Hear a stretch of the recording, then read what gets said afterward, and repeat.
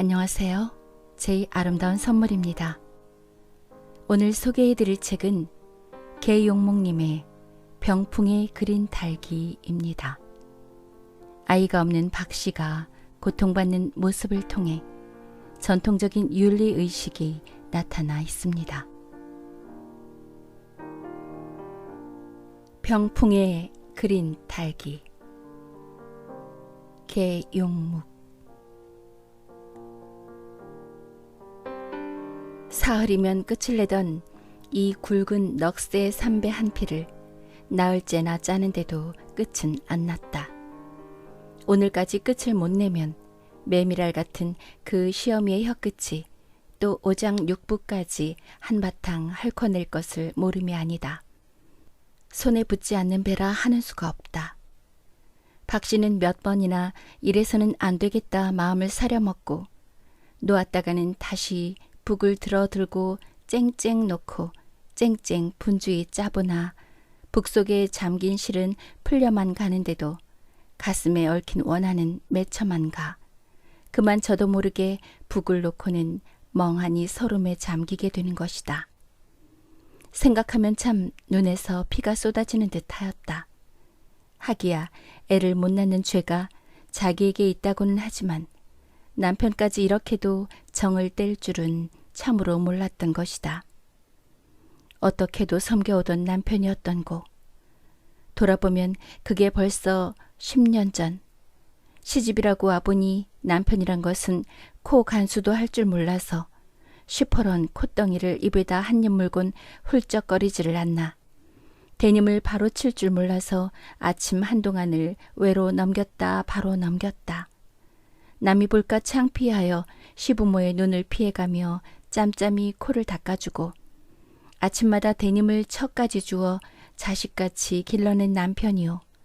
그날그날의 끼니에 쫓아 군색하여 먹기보다 굶기를 더 잘하는 가난한 살림살이를 어린 몸이 혼자 맡아가지고 삭김, 삭배, 생선 자배기는 몇 해나 였으며 심지어는 엿 광주리까지 이어 그래도 남의 집에 쌀 꾸러는 아니다니게 만들어 신세를 고쳐놓은 곳이 결코 죄될 일은 없으련만 이건 다잡고 애를 못 낳는다고 시어미는 이리도 구박이요 남편은 이리도 정을 떼는 것이다.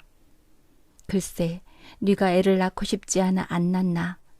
성주님께 빌기는 몇 번이나 했는데 불공도 드리기를 철 따라 게을러 본 적이 없다. 그래도 안 생기는 것을 어쩌자고. 생각할 때마다 아픈 눈물이 가슴을 찢으며 나왔다. 그러나 그것이 자기의 죄임에는 틀림없다. 집안의 절대를 생각해도 그렇거니와 나이 근 40에 남 같으면 벌써 아들이라 딸이라 3, 4 형제를 슬하에 오롱오롱 놓고 홍지낙지 할 것인데 도무지 사람 사는 것 같지가 않게 밤낮 수심으로 한숨만 짓고 앉았는 남편이 하도 가긍해서 언젠가는 이전 난 아들 못 낳았던 거우다. 첩이라도 얻어보구래. 하니 글쎄 첩을 얻으면 집안이 편안하야디. 그러면 님제래 더 불쌍하디 않겠음마? 이렇게 자기를 위하여 자제까지 하다 얻은 그러한 첩이다. 그렇게 얻은 첩에게 이제 남편은 빠졌다. 처음에는 그래도 며칠 만에 한 번씩은 자기 방에도 들어와 잘 줄을 알더니 이 봄을 잡으면서는 그림자도 얼른 하지 않는다. 이것이 무엇을 말하는 것일꼬. 시어미야 아무리 구박을 주어도 남편의 정만 있으면 살지 하고 한뜻같이 그 시어미를 섬겨왔고 남편은 또 어머니를 글타고 자기 편을 들어왔다. 그러나 이젠 남편마저 어머니 편이다. 누굴 믿고 살아야 하나. 아묵해서도 첩년보다 자기가 시퍼런 아들을 하나 먼저 낳아 가시도 친 시어미의 혀끝을 다듬고 첩년에게 빼앗긴 남편의 정을 온통 끌어다 평화로운 가정을 만들어 놓아야 할 텐데 그래서 어디 선달래 구세나 한 번 더 가서 애를 빌어보리라 총알같이 별러왔으나 그것도 임의롭지 못하다. 어제도 군 이야기를 했다가 퉁바리를 썼다. 그러나 오늘 밤까지 굿은 끝나고 만다. 아무리 생각해도 욕이 무섭다고 이 좋은 기회를 놓치기는 차마 아깝다. 박 씨는 다시 잡았던 북을 놓고 배틀을 내려 건넌방으로 건너갔다. 한 번 더 시어미의 의향을 품해 보자는 것이다. 오마니, 아무래도 굿에 가보야 가시오. 시어미는 들었는지 말았는지 머리를 숙인 그대로 겼던 꼬리만 그저 겨를 뿐이다. 그래도 알갔소? 선왕님이 복을 줄디. 아니 이년이 요즘엔 바람이 났나 보더라. 짤에는 배는 안 짜고 날마다 먼 산만 멍하니 바라보고 앉았더니 글쎄 무슨 일을 내고야 말디. 시퍼렇게 젊은 년이 가랑이를 벌리고 선아들이 우글부글하는 굿구경을 간다? 과하다. 가슴이 미어지는 듯하다. 이렇게도 말을 할 수가 있나.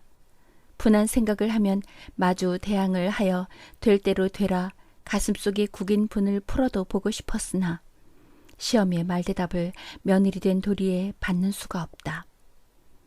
아이고 오마니, 거 무슨 말씀이요. 그래도 내 몸에 자식이 나야 안 되겠소.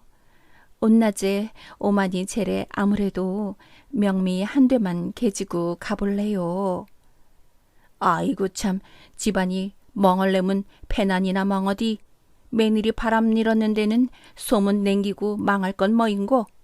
귀때기래 있으면 너무 동네서 너같아나 쉴쉴 하는 소리를 들어갔구나. 에이 이년아. 놈이야 아무래땜 멜호우 나만 안 그랬으면 되디요.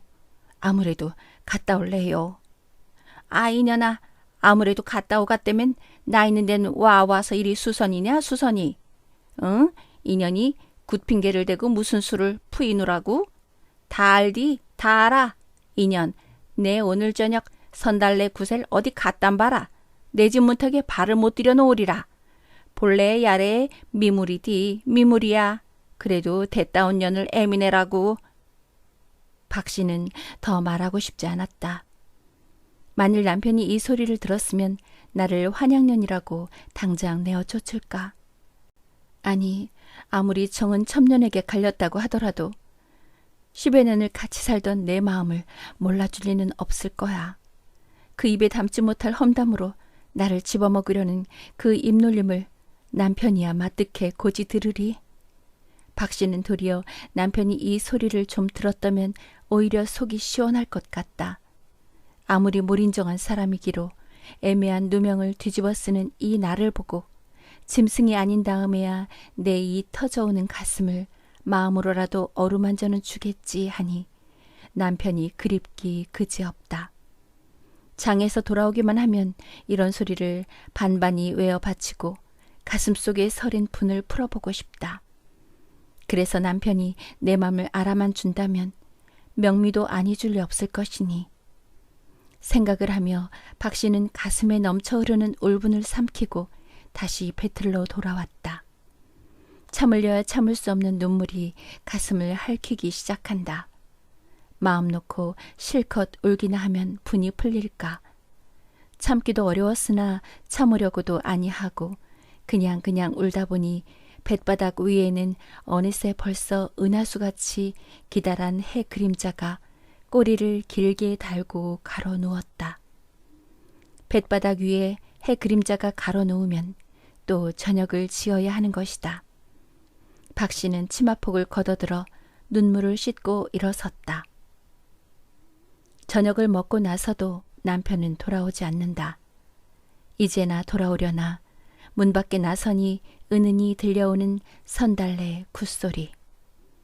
둥둥둥둥둥둥 둥둥둥둥둥둥 한참 흥에 겨워 치는 장구 소리다.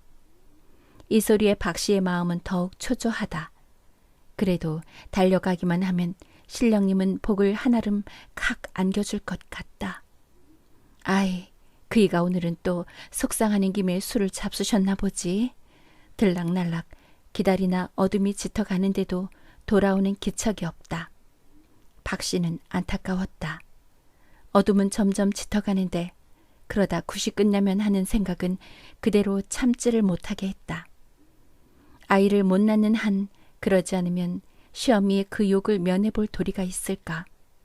시어미 눈이여 얼마든지 피해갈 수 있을 것이나 시어미의 치마끈에 매달린 고방문 쇠를 어찌할 수 없음에 복을 빌 명미를 낼 수 없음이 잠옷 근심일 따름이다. 그러나 그렇다고 또한 이 밤을 그대로 보낼 수는 없다. 생각도 못하여 박씨는 애지중지 농 밑에 간직해 두었던 은바늘 통을 뒤져냈다. 이것은 어머니가 시집 올 때 노리게도 못 해주는데 이것이나 하나 해줘야 된다고 옥수수 연말을 팔아서 만들어주던 것으로 자기의 세간에 있어선 다만 하나의 보물이었다. 그러나 박씨는 이제 자식을 빌려가는 명미의 미천으로 그것을 팔자는 것이다. 바늘통을 뒤져들은 박씨는 한 점의 미련도 없이 그것을 들고 동구 앞 주막집 뚜쟁이 늙은이를 찾아가 일금 2원에 팔아서 잎살 한 대, 백지 2장을 사들고 부랴부랴 선달래 구터로 달려갔다. 굿은 한창이었다. 사내, 계집, 어린이, 큰애, 늙은이, 젊은이 할 것 없이 동네 사람들은 거의가 다 모인성 쉽게 마당으로 하나 터질 듯 둘러섰다. 보니 그 앞에선 떡이라 고기라 질비하게 차려놓은 상을 좌우로 놓고 남색 쾌자에 흰 고가를 쓴 무당이 장구에 맞추어 흥겨운 춤이 벌어져 있다.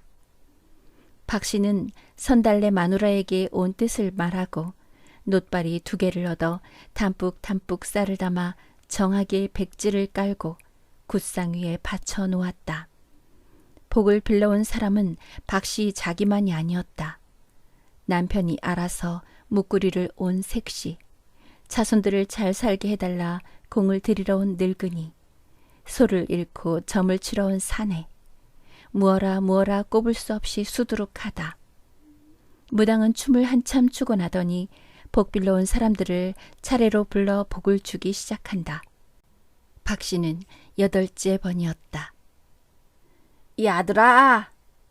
큰 무당은 한참 장구에 흥겨운 사내들을 소리쳐 부른다. 에이, 어허니야 시내들아, 너희들 들어봐라. 김해의 김만복이 설훈에 무자하여 목욕제게 사흘 후에 성수님께 자식 빌려 명미 놓고 등대했다. 성주님을 모셔다가 옥동자 금동자를 오늘로써 주게 해라. 자, 노자, 아하. 큰 무당은 다시 팔을 벌려 춤을 을씬을씬 추기 시작하니 시내들은 또 엉덩춤의 장구다. 둥둥 둥둥 둥둥둥 둥둥 둥둥 둥둥둥. 큰 무당은 한참이나 춤을 추고 나더니 박씨를 불러 자기가 입었던 쾌자를 벗어 입히고 고가를 씌운다. 박씨는 잠옷 그것이 사람 많은 가운데서 부끄러운 노릇이나 그것을 가릴 차비가 아니다. 무당이 시키는 대로 정성껏 받지 않으면 안 된다. 그러나 다만 한 가지 근심은 추어보지 못한 춤이라 어떻게 팔을 벌리고 다리를 놀려야 할지 알 수 없는 것이요. 그것이 서툴러서 무사람들이 웃음거리가 되면 하는 것이 순간 낯을 불키웠으나 자식을 비는 춤이어니 하면 저도 모르게 온 정신이 춤에만 쏠려들었다. 성주님 오셨나이까? 김해의 김만복이 임전에 자식 빌려 가노이다. 금동자를 주소서, 금동자를 주옵소서. 이 아들아, 시내들아, 자 때려라. 노자. 에이. 큰 무당의 호령에 시내들은 또 일제히 받으며 춤 장구를 울린다. 쿵. 박씨는 한 팔을 들었다. 쿵 더 쿵. 장구 소리에 맞추어 박씨의 팔은 올라가고 내려오고 처음 그 한 팔을 들기가 힘이 들었지 들고 나니 아무것도 아니다. 들었다 놓았다 춤도 아주 곱다. 얼마 동안을 추고 난 뒤 큰 무당은 또 시내들을 불러 장구 소리를 멈추게 하고 박씨를 붙들어 쾌자와 고가를 벗긴 다음 명미 바리에 쌀을 한 줌 집어내어 공중으로 올려 던졌다. 다시 그것을 잡아가지고는 그것이 쌍이 맞나 안 맞나를 검사하여 안 맞으면 버리고 맞으면 박씨를 준다. 그러면 박씨는 그것을 받아서 잘근잘근 그러나 경건한 마음으로 씹어서 삼킨다. 그것이 복인 것이다. 무당은 그 쌍이 맞는 쌀알이 박씨의 나이와 같이 될 때까지 몇 차례를 거듭하고 나더니 어허니야야 어허니야야 금무당은 춤을 얼씬얼씬 추며 성주님이 김해의 김만복이 무자하사 천복 뒤복 다 주시다. 35쌍이 다 맞아떨어졌다. 옥동자 금동자가 머지않아 생기리라. 성주님을 박대 마라. 선왕님을 박대 마라. 야 박씨야 하더니 굿상 위에 개어놓았던 흰떡 한 개를 박씨의 치마를 벌릴에서 집어넣는다. 이건 금동잔이라. 또 한 개를 집어넣고 이건 옥동잔이라. 그리고 나서 냉큼냉큼 3개를 연거푸 집어두며 옥동자 금동자 5형제를 두었더라. 이 복받아 성주님께 물러주고 성공을 드려라. 아하 하니 박씨는 받은 떡을 떨어질세라 조심히 치마 귀를 둘러싸안고 대문으로 빠져 집으로 돌아왔다. 그리고는 무당이 가르친 대로 뒤란 밤나무 밑 구석 오쟁이에 싸고 온 떡을 정성스레 하나하나 집어넣고 공손히 읍을 하여 허리를 굽혀 절을 하였다. 성주님, 아무개도 자식을 낳게 해 줍소사. 또 한 번 절을 하고 나서 시어머니 마음을 고쳐 줍소사. 또 절을 한 다음 남편을 제 방으로 건너오게 해 줍소사. 그리고 또 한 번 절을 하고는 조심조심 물러나 뒤란을 돌아왔다. 변씨의 방에는 불빛이 익은 꽈리처럼 지지울리게 창을 비친다. 남편이 장에서 돌아왔나 가만가만히 문 앞으로 걸어가 엿들으니 사람이 없는 듯이 방 안은 고요한데 남편의 고무신도 변씨의 그것과 같이 가지런히 토방 위에 놓여 있다. 돌아오기는 왔다. 그러나 아직 잘 때는 아닌데 왜 이리 조용할꼬? 헤어진 창틈으로 가만히 엿보니 남편은 술이 취한 양 아랫목에 번듯이 누웠고 변씨만이 등잔 앞에 펄짝이 앉아 남편의 해진 양말 뒤축을 꿰매고 있다. 박씨는 전에 달리 남편이 더 그리웠다. 행여나 오늘 밤은 제 방으로 건너와 주무시지 않으시려나 자기의 돌아온 뜻을 알리려고. 아까 어둡도록 안 돌아오시더니 언제 돌아오셨나? 하며 발칵 열었다. 그러나 남편은 세상 모르게 잠에 취했고 변씨가 한번 힐끗 마주 쳐다보더니 아니 이 밤중에 함자 어딜 갔더랬어? 가시가 숨은 말을 그저 한 번 던질 뿐 눈은 다시 양말 뒤축으로 떨어진다. 남편이 그리운 생각을 하면 그 옆에라도 좀 앉았다 나오고 싶었으나 눈에 가시같이 변씨가 거슬린다. 술을 또 잡디? 박씨는 남편의 얼굴을 한번 들여다보고는 돌아나와 자기 방으로 건너왔다. 등잔에 불을 켜고 앉으니 울적한 마음 더 한층 새롭다. 이불도 펴놓을 생념이 없어 그대로 초조하게 앉아서 혹시 남편의 잠이 깨진 않나 정신을 변씨 방으로만 모았다. 그러나 아무리 앉아서 기다려야 남편이 깨는 기척은 들리지 않는다. 한 번 더 건너가 보리라. 문을 여니 어느새 변씨 방에는 불이 없다. 불 없는 방에 건너가서는 안 된다. 우두커니 문을 열어잡고 새카만 변씨 방을 건너다 보는 박씨의 마음은 안타깝기 그지없었다. 울고 싶도록 마음은 아프다. 그러나 할 수 없는 일이다.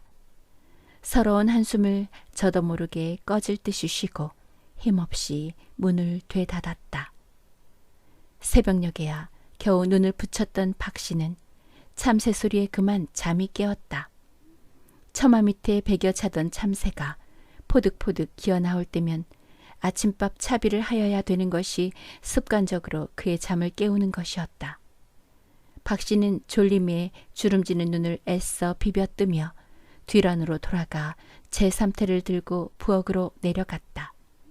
그러나 부엌에 발을 막 들여놓으려는 순간 박 씨는 뜻밖의 사실에 놀라고 문득 걸음을 세우지 않을 수 없었다. 어느새 언제 나왔는지 전에 없이 시어미가 부엌에 나와 앉아서 쌀을 일고 있는 것이었다. 이상한 일이다. 박 씨는 한참이나 그것을 멍하니 바라보다가 아니 오마니 와 일찍언이 나오셨소? 한 발을 마저 문턱 너머로 들여놓았다. 시어미는 일던 쌀만 그저 일일 뿐 아무 대답도 없다. 아이고 오마니도 아침엔 요즘도 추운데. 박 씨는 자기가 쌀을 일려고 한 박을 붙들었다. 해가 대낮이 되도록 자빠져 자다가 이제야 나와서 이리 수선이야 이년이. 어둠에 가서 밤을 밝게 가지고 와선 너 같은 더러운 년이 짖는 법은 이제 더러워 먹을 수 없다. 이거 썩 놔. 어긋낮엔 어둠을 갔던 게냐 이년. 박 씨는 쥐었던 한 박을 놓지도 주지도 못하고 섰다. 야, 이년이 더럽대도 안 나가고 버티고 섰네. 안 나갈 테냐? 그래, 야 있네. 야, 만복이 있네. 아 이년을 그래 그대로 둔단 말이가? 계집년이 밖에 나가 밤을 새고 들어온 년을? 시어미는 소리를 질러 아들을 부른다. 이에 응하여 쿵 하는 건넌방 문소리가 난다고 듣고 있는 순간 턱 하는 소리와 같이 박 씨는 한 박을 쥔 채 바닥에 엎드러졌다. 어느새 남편은 달려와 발길로 사정없이 중동을 제겼던 것이다. 이년 이 개만도 못한 쌍년 어긋낮에 어둠에 갔더랜 날에는 새끼는 못 낳고 한대는 게 서방지리로구나. 응? 이년 제 선화도 모르게 바늘통을 내다 팔아게 해주고 밤을 새와 들어오는 년이 환영년이 아니고 그럼 뭐이가? 바늘통을 몰래 팔면 내래 모를 줄 알았든? 내래 주막에서 다 들어서 이년 그래 내래 이년을 애미네라고 데리고서 에 참 분하다. 박 씨는 기가 막혔다. 정은 변 씨한테 빼앗겼다 하더라도 그래도 어디론지 한껏 믿고 있던 남편의 입에서 이런 말이 나올 줄은 참으로 몰랐다. 아무리 시어미가 불어넣었기로써니 밉지만 않다면야 이런 행동까지는 차마 없었을 것이다. 분한 생각을 하면 이 자리에서 죽더라도 같이 맞싸워보고 싶으나 그래도 남편이다. 그래서는 안 된다. 아니 여보, 이게 무슨 일이요. 난 당신 이렇게 내 속을 몰라줄 줄은 몰랐수다래. 굿이 어긋나주 꺼지래기 당신은 당에 가서 오시지 않고 해서야. 아, 거길 갔다가 이내 와서 잤는데 뭘 그러우. 박 씨는 아무렇지도 않다는 듯이 치마를 털고 일어서 청백한 나를 좀 보아달라는 듯이 남편의 턱 아래로 기어들었다. 이전 니까지 쌍년 소린 100번 해도 고지 안 듣겠다. 이 쌍년 같으니 썩 개나 나가라. 그 억센 손이 끌채를 덥석 감아주는가 하니 사정없이 흔들며 끌어낸다. 이년, 다시 내 집에 발길을 또 들여놓아라. 어디 가서 뒤지든지 도화하는 놈하고 맞붙어 살든지 내 집엔 다시 못 들어오리라. 휙 잡아 둘러놓으니 박 씨는 넘어지지 않으려고 비칠비칠 힘을 주다 못해 개바자 굽에 번듯이 나가 자빠진다. 박 씨는 다시 일어나고 싶지도 않았다. 그냥 그 자리에서 죽고 싶었다. 남편에게까지 이 더러운 누명을 쓰고 살아서는 무엇하나. 차라리 죽는 것이 편하리라. 그러나 목숨을 임의로 하는 수가 있나. 죽지 못할 바엔 남이 볼까 창피하다. 박 씨는 일어났다. 그러나 대문은 걸렸다. 갈 데가 없다. 갑자기 몰렸던 설움이 물에 밀리는 모래처럼 터져나왔다. 친정이나 있으면 남같이 어머니나 찾아가지 않겠나. 아버지의 뒤를 쫓아 어머니마저 돌아가신 지 오래다. 박 씨는 생각다 못해 이 집에서 학대를 받고 붙어 사는 이보다는 어디로든지 가는 것이 차라리 편하리라. 가다가 죽으면 죽고 살면 살고 아무리 계집이기로 제 몸 하나야 치지 못하리. 또 치기 어려우면 시집이라도 가지. 남이라고 2번, 3번 서방을 얻을까? 에구, 그 시험이 딸년 첨년의 눈독. 그만한 시집이야 어딜 가면 없으리 생각을 하며 박 씨는 마을을 어이돌아 신장로 큰 길을 더듬어 나섰다. 하지만 무슨 미련이 뒤에 남았는지 차마 발길이 앞으로 내달아지지 않았다. 한 발걸음, 2발걸음 촌중을 살펴보고 그리고 자기의 집을 찾아내고는 눈물을 흘렸다. 그런데다 방향조차 없는 길이라 가다가는 산모퉁이에 힘없이 주저앉아 한숨을 짓다가는 다시 일어서 걷고 걷다가는 또 쉬고 하기를 몇 번이나 반복을 하다가 이윽고 해는 저물어 색시적에 같이 엿장수를 다니던 조씨라는 엿장수 늙은이의 집을 찾아 들어가 그날 밤을 쉬기로 하고 저녁을 얻어먹었다.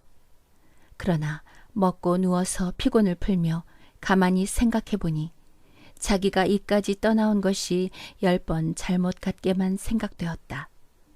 비록 갈 데는 없으되 어디나 가서 자리를 잡고 정을 붙이면 못 살 것은 아니지만 아무리 악한 시험이요 이해 없는 남편이라 하더라도 이미 자기는 그 집 사람이었다.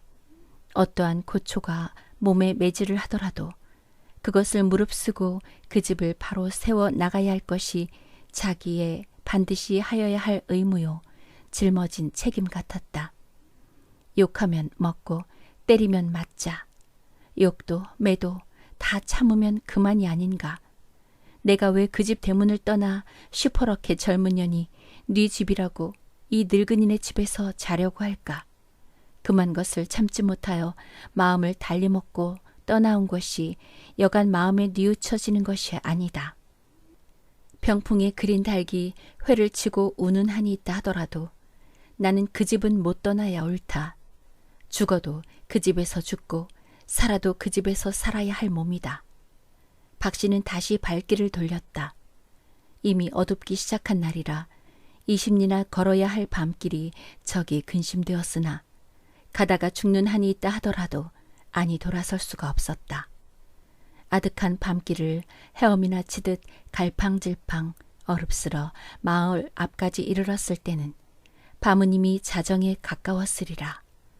고요한 정적에 잠겼는데 이따금 개소리만이 건건하고 건너 산에 반향을 일으킨다.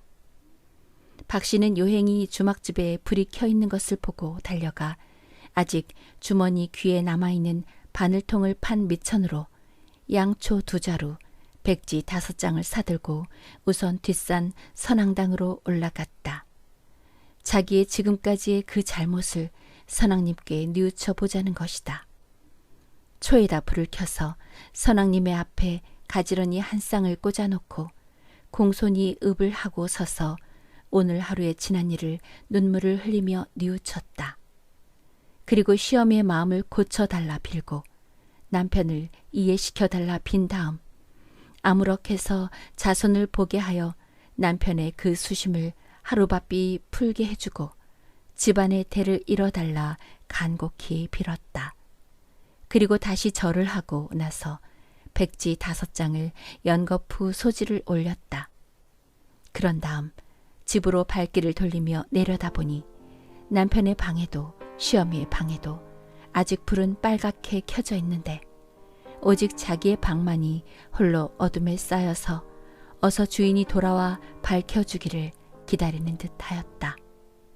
박 씨는 불빛을 향하여 걸음을 재촉했다. 개 짖는 소리가 사탁 아래 또 들린다. 발표지 여성 1935년 1월 수록 단행본 병풍에 그린 닭이 조선 출판사 1944년